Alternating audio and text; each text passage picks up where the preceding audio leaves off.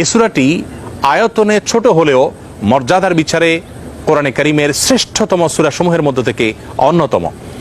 নবী করিম সাল্লাল্লাহু আলাইহি সাল্লাম এক হাদিসে বলেছেন, ইন্নাহা লাতাআদিলু সুলসাল কোরআন, নিশ্চয়ই সূরা ইখলাস এটি মর্যাদার বিচারে এবং সওয়াবের দিক থেকে কোরআন কারীমের 1/3 বা 1/3 সমতুল্য।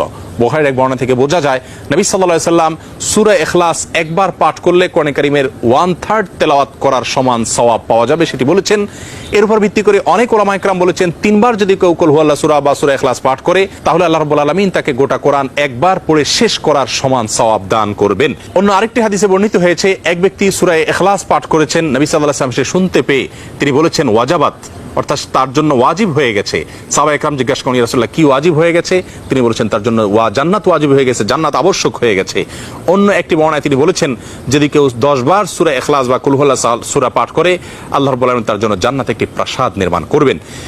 মসজিদে কুবার একজন ইমাম নিযুক্ত ছিলেন, যিনি প্রতি রাকাত ফরজ নামাজে সূরা ফাতিহা পাঠ করার পর যখন অন্য সূরা মেলানোর অপশন আসে তিনি প্রথমে সূরা ইখলাস পাঠ করেন, এরপর অন্য সূরা পড়েন।